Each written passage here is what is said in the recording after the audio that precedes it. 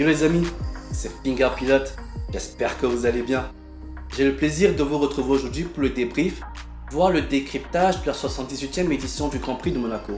Pour ceux qui ne le savent pas, en réalité il s'agit de la 67e édition du Grand Prix de Monaco pour le championnat de Formule 1, mais dans sa globalité il s'agit de la 78e édition, car le premier Grand Prix de Monaco a eu lieu en 1929. C'est un bref rappel sur le caractère mythique du Grand Prix de Monaco, outre la présence des stars, comme on l'a pu remarquer, celle de Serena Williams qui a acheté le drapeau à Daniel à la fin de la course. Les amis, avant de nous pencher sur l'analyse de ce Grand Prix de Monaco, sur l'erreur stratégique de Mercedes, j'aimerais attirer votre attention sur le Grand Prix précédent. Oui, celui d'Espagne. Le circuit de Barcelone est en réalité un circuit révélateur. Je vais vous dire pourquoi. Et si c'est la première fois que vous nous rejoignez, je vous invite à vous abonner pendant le générique. A tout de suite.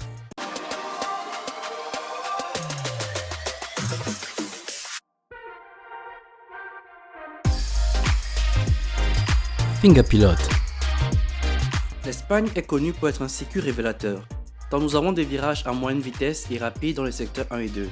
Mais dans le secteur 3, les virages sont un peu plus lents. Ce circuit permet donc de voir les performances des monoplaces suivant la nature des virages. Ce secteur 3 en particulier permet de donner un indice de la hiérarchie des monoplaces à Monaco. Ces virages lents permettent de jauger le châssis et la motricité de la monoplace. Regardons les meilleures performances de chaque écurie dans le secteur 3 lors des qualifications en Espagne. Red Bull est inévitablement en tête quand on sait que le châssis de Red Bull est un excellent châssis. Cela a toujours été leur force face à Mercedes. Red Bull partait donc avec une avance à Monaco. Par ailleurs, la Ferrari apparaît, vu ce classement en sortie d'Espagne, comme un véritable challenger sur des circuits mettant en exergue le châssis et la motricité. Elle dévance donc la McLaren, et cela s'est confirmé à Monaco. Ferrari arrive à Monaco et signe de très bons temps pendant les essais libres, comme le témoigne ce classement de la dernière séance d'essais. Leur force se confirme en qualification. Charles Leclerc signe le meilleur temps de la Q3, mais crache lors de la dernière tentative. Il déclenche ainsi un drapeau rouge qui mettra fin à la séance de qualification. Erreur de pilotage ou tout simplement calcul stratégique. Quand on évoque ces deux hypothèses à Monaco, on pense directement à Michael Schumacher en 2006 et à Nico Rosberg en 2014. Schumacher en 2006 bloque ses roues au virage de la Rascasse et immobilise sa voiture, déclenchant ainsi des drapeaux jaunes qui gâchent le tout de tous ses rivaux à l'attaque et en amélioration. Les pilotes semblaient dire qu'il avait fait exprès et que les images étaient claires. Il aurait perdu le contrôle de sa monoplace à 16 km/h. Mais le fin mot de cette histoire n'a jamais été révélé aux médias. Michael avait néanmoins été disqualifié et est parti du fond de la grille. Son talent lui avait permis de se hisser jusqu'à la 5e position malgré un départ à la 22e place. En 2014 également, Nico Rosberg avait bloqué ses roues à Mirabeau et s'était arrêté au niveau de l'échappatoire. Manœuvre contestée par certains, mais jugée non intentionnelle par les commissaires. Nico Rosberg s'était donc envolé de la pole position et avait gagné. Mais quand on connaît Charles Leclerc, on peut bien évidemment couper court le débat. Il s'agit tout simplement d'une erreur de pilotage, s'il ne fallait que donner mon avis simple de téléspectateur. Revenons sur ce résultat de Q3 à Monaco. Remarquez que ces résultats sont bien en adéquation avec le secteur 3 de l'Espagne. La mauvaise performance de Lewis et des Alpines semble provenir de leur réglage. Quand on voit l'écart entre Verstappen et Hamilton, on comprend qu'une monoplace mal réglée peut coûter cher. Regardons ce petit tableau illustrant les meilleurs secteurs des pilotes: Leclerc, Bottas, Verstappen, Hamilton, Perez, Sainz, Lando et Gasly durant la Q3. Quand on regarde ce secteur 1, on constate que Verstappen y tire le meilleur. Sainz le suit de près et les Mercedes ne sont pas trop en retrait. Leclerc était un peu à la ramasse, mais on ne parle que de 2 dixièmes. Secteur 2, les Ferrari et Bottas très en forme. Gasly aussi semble avoir une voiture qui tourne bien dans ses virages sinueux de la principauté. Secteur 3, ça se joue de peu, mais là, on voit un Hamilton en totale déperdition. Les secteurs 2 et 3 semblent ne pas lui réussir. Ses réglages semblent ne pas lui permettre d'enrouler les virages comme il le faut. Si on s'amusait en regardant quelle serait la grille théorique de départ, si chacun avait pu aligner ses meilleurs secteurs en un tour. Bottas en serait le gagnant, suivi par Leclerc et enfin Verstappen, et le reste sans changement. Il faut savoir que Bottas et Verstappen étaient en tour lancé lorsque Leclerc s'est raté. Le potentiel de lui chipper la pole était là, car Bottas et Verstappen avaient une avance de 2 dixièmes sur Leclerc au secteur 1. Hamilton serait bien en effet à la 7e place, confirmant sa position. On a vu durant la course l'arrière de la monoplace totalement instable. Elle n'était juste pas bien réglée pour le circuit. Ça lui a coûté cher en qualification et en course avec le mauvais col de Mercedes. Nous allons essayer de comprendre ce qui s'est passé. Nous allons analyser les écarts entre Hamilton et les autres pilotes. En fixant le temps d'Hamilton, on pourra regarder son écart tour après tour vis-à-vis des pilotes Gasly, Vettel, Perez, Giovinazzi et Ocon. Et là vous vous dites, pourquoi Giovinazzi et Ocon? Ne vous inquiétez pas, on va y venir. Quand on observe ce graphe, on remarque que Gasly a un écart positif par rapport à Hamilton, ce qui est normal vu qu'il roulait devant. Les autres pilotes ont donc un écart négatif vu qu'ils étaient derrière.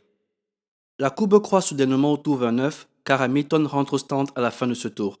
Rappelez-vous, tous ces écarts sont par rapport à Hamilton, donc si Hamilton rentre au stand, tous les pilotes gagnent du temps par rapport à lui, ce qui est logique.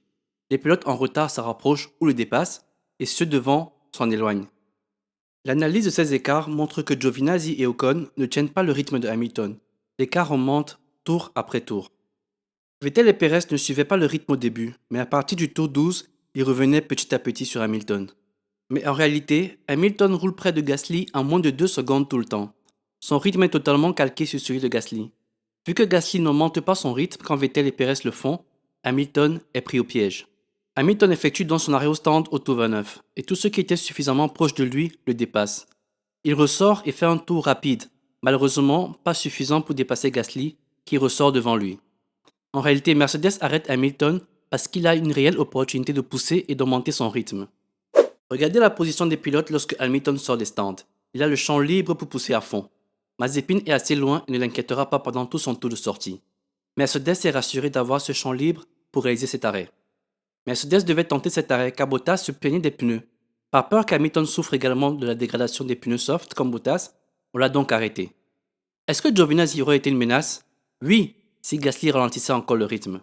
En réalité, Hamilton ressort des stands à seulement 2 secondes devant Giovinazzi, même si à la fin du tour il repousse à 4 secondes. Giovinazzi l'aurait sûrement ralenti. C'était donc l'occasion de faire ce call et prendre ce pari. L'erreur de ce pari a été l'écart trop élevé entre Hamilton et Gasly quand Hamilton rentre au stand, 1,3 secondes.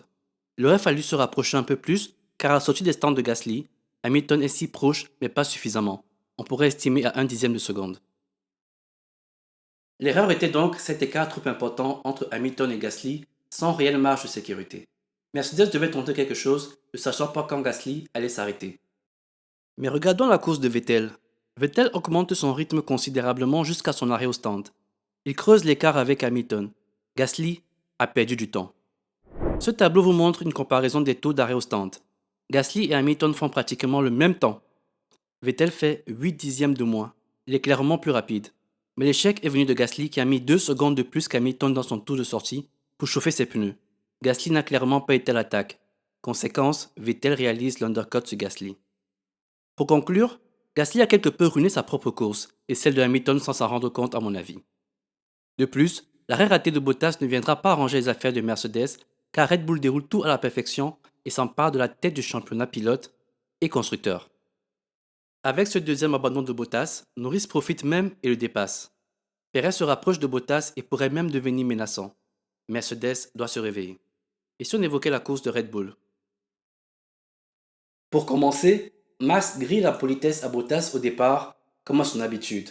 Ensuite, il règne en maître jusqu'à la fin du Grand Prix. Red Bull assure en stratégie et fait gagner 5 positions à Perez qui finit au pied du podium à la 4e place.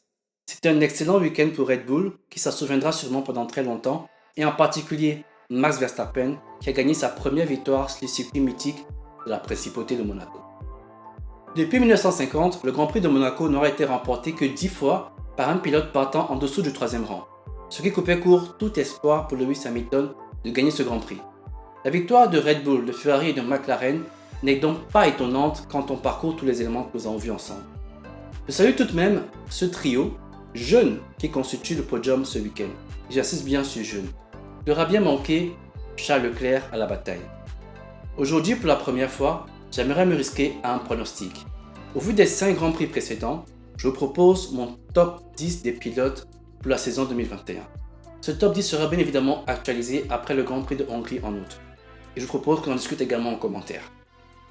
Je pense que Lewis Hamilton va gagner le championnat 2021 et sera terminé de très près par Max Verstappen. Bottas suivra, ensuite Lando. Charles va s'affirmer encore plus et sera un véritable challenger pour Lando Norris. Je suis joueur, et oui, je place Perez entre les deux Ferrari. Il faut le faire, mais Je crois en mon instinct, je pense qu'il aura cette place-là. Ricciardo n'aura pas de mal à occuper la 8ème place. Pierre Gasly 9ème et Ocon 10ème. Deux Français pour achever le top 10. Je vous avoue quand même que j'ai hésité à mettre Vettel à la 10ème position. Et vous, quel est votre pronostic? Le prochain Grand Prix est à Azerbaïdjan, l'une des pistes disposant de la plus longue ligne droite si ce n'est la plus longue du championnat.